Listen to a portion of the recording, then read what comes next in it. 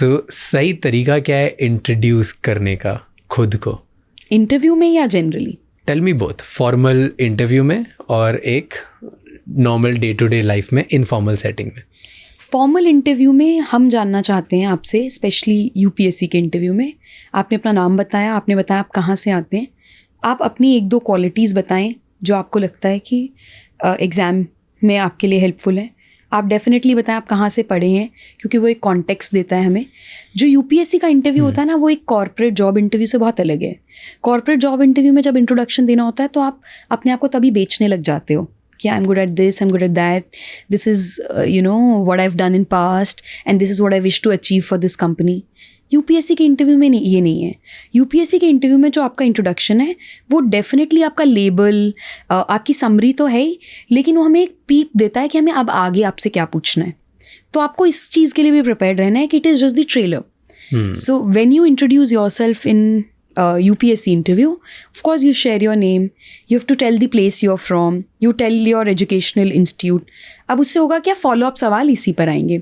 फिर आप कुछ लोग बताते हैं मेरे फादर ये हैं, मेरी मदर, ये बताने की ज़रूरत नहीं है, क्योंकि आप चाहते नहीं हो ना उस पर सवाल आए, तो आप स्मार्ट रहिए उस बारे में। क्यों बताना है? आप वही शब्द निकालिए अपने मुंह से जिस पर आपने तैयारी की हुई है, जिस पर कि काउंटर क्वेश्चन आए तो आप आंसर कर पाएँ। फिर आप अपनी हॉबीज़, कुछ लोग बता देते हैं कि अगर कोई स्पोर्ट्समैन रहा है तो बता देता है मैं स्पोर्ट्समैन रहा हूँ, या कुछ लोग ये अपनी इंट्रो में बता देते हैं कि ये मेरा 4था इंटरव्यू है या मेरा 5वां इंटरव्यू है, 3रा इंटरव्यू है। अब वो भी दोनों साइड जा सकता है। आपसे कोई पूछेगा पहले 2 क्यों फेल हो गए, और अगर आप बोलते हैं कि सक्सेसफुल भी तो रहा क्योंकि इंटरव्यू तक आया हूँ, तो मतलब it can go both the ways. It's a double edge sword. We can ask you why did you fail before, and we can also see that it's his 3rd time or her 3rd time, so we have to be considerate, or we have to set expectations accordingly because they already know what is the process of the interview. तो वो है।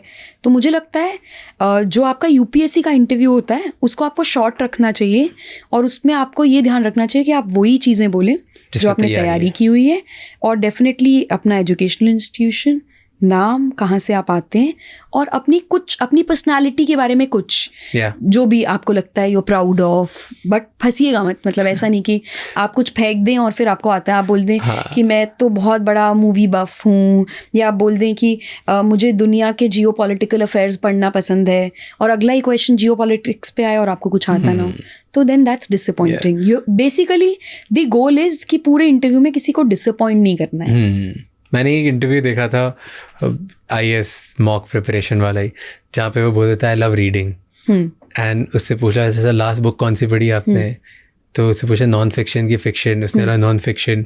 फिर उससे पूछ लिया जाता है कि ओके कौन सी लास्ट बुक पढ़ी, वो फंस जाता है। वो नाम लेता है बुक का, एंड फिर शायद किसी इंटरव्यूअर ने पढ़ रखी होती है वो बुक, एंड वो गया।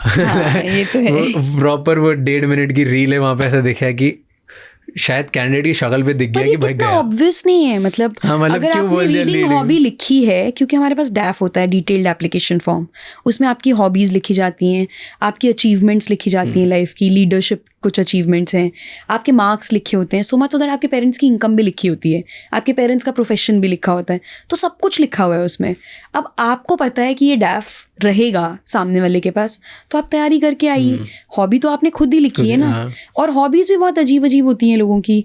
जैसे एक इंटरव्यू में एक लड़का था, उसका सिलेक्शन अभी इस बार नहीं हो पाया, बट उसकी वो जम्मू कश्मीर से था, और उसकी हॉबी थी मोटू पतलू कार्टून देखना। अब आप कहोगे IAS इंटरव्यू में मोटू पतलू कार्टून देखना, मतलब ये कैसे हॉबी हो सकती है? Me being me, I asked him a question. I said, you have written that you like to watch Motu Patlu cartoon, but I believe कि ये जो मोटू पतलू कार्टून्स हैं, ये बच्चों के बीच में बॉडी शेमिंग के कॉन्सेप्ट को ओरिजिनेट कर रहे हैं, इंट्रोड्यूस कर रहे हैं, कि ये क्या बात हुई मोटू पतलू, मतलब ये तो सोसाइटी में और स्पेशली यंग बच्चों में बॉडी शेमिंग को इंट्रोड्यूस करने जैसा है। What is your opinion on that? उसने बोला ma'am this is one way to look at it, but how I look at it is कि ये मोटू पतलू साथ में दोस्त हैं, तो ये बॉडी पॉजिटिविटी को भी रीइंफोर्स कर रहे हैं और इंक्लूसिविटी को भी रीइंफोर्स कर रहे हैं। अब जो उसके लिए प्रॉब्लमैटिक हो सकता था, उसने उसे कितने बढ़िया तरीके से हैंडल किया। वरना मतलब हम हंस रहे थे पहले कि ये कैसी हॉबी है, क्या लिख दिया और कैसे जस्टिफाई करेगा, but he justified it beautifully. Prepare करके आया था, तो इसलिए प्रिपेयर करके जाना चाहिए। Okay, and informal normal ways में when you are on a date, कौन सा right way है to introduce yourself without using a prefix or suffix? मुझे लगता है इंडिया में ना लोग बहुत ऑब्सेस्ड हैं विद व्हाट यू डू. तो जब हम किसी से कॉन्वर्सेशन करते हैं हम दूसरा तीसरा सवाल ये पूछते हैं what do you do. But then don't you think that should come later? And what should come before is, okay, who are you? Why are you here? What do you like to do in life? Not about what do you do as in work. मेरे को आपके work के बारे में नहीं जानना, मैं आपसे पर्सनल सेटिंग में मिल रही हूँ तो मुझे आपसे जानना है कि अच्छा आप यहाँ पर क्यों हो, इस कैफ़े में क्यों हो, या इस पार्टी में क्यों हो, किसको जानते हो, क्या करना अच्छा लगता है, what are your ways of relaxing, you know, what is your idea of chilling, how do you enjoy, what kind of conversations you like. उसके बाद शायद मैं जानना चाहूँगी कि अच्छा काम क्या करते हो, क्योंकि ये कोई प्रोफेशनल सेटिंग तो है नहीं. अगर मान लो ये कोई नेटवर्किंग मीट हो, कॉन्फ्रेंस हो, तो मुझे समझ आए, मुझे जानना है आप कौन सी कंपनी से और आप क्या करते हो, आपका रोल क्या है. बट पर्सनल सेटिंग में आपको अपने बारे में, अपनी इंडिविजुअलिटी के बारे में, अपनी पर्सनैलिटी के बारे में ज़्यादा बताना चाहिए. That is true.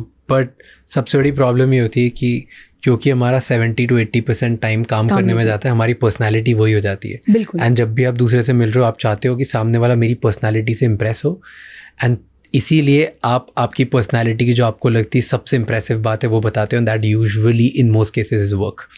And that's why people will But like, that is only with people who are accomplished. Even people who are not accomplished, they don't want to talk about their work. हाँ, they don't, but they end up talking about it because then उनकी life में उनको लगता है कि यार बाकी तो और भी कुछ मैंने बहुत इंटरेस्टिंग किया ही नहीं, तो इससे बेटर मैं इसी के बारे में बता दूँ. So it's also, क्योंकि जो accomplished है, accomplished can be personally, in profession, personal life, sports, wherever, sideways में भी, सबसे पहले वो उसकी बात ही करेगा. But don't you think अगर कोई accomplished है तो it would come across as being boastful?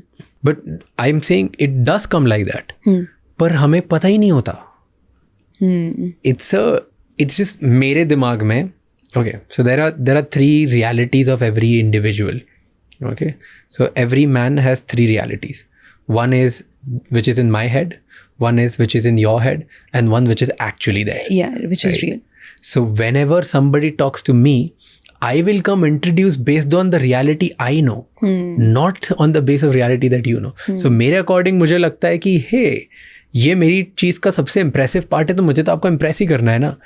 अब आपको लग सकता है कि ये क्या बोस्टफुल है, और मे बी आपको लग सकता है यार ये तो बहुत इम्प्रेसिव बात है, बट मैं तो हमेशा वही बताऊंगा जो मुझे लग रहा है कि supposedly is an impressive thing. लेकिन मुझे लगता है कि पर्सनल सेटिंग में जो आदमी ज़्यादा सुनने के लिए विलिंग है, मतलब you don't need to introduce yourself a lot. Yeah. If you give other person the opportunity to talk more, that is where you win the game. Yeah. मुझे लगता है पर्सनल सेटअप में वो ज़्यादा अच्छे से काम करता है.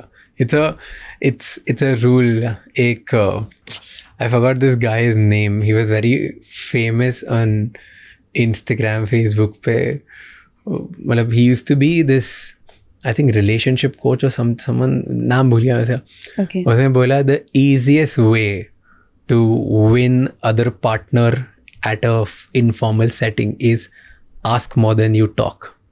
True. That's it. Like just more than you tell, just ask. Yes. मतलब And ask right questions.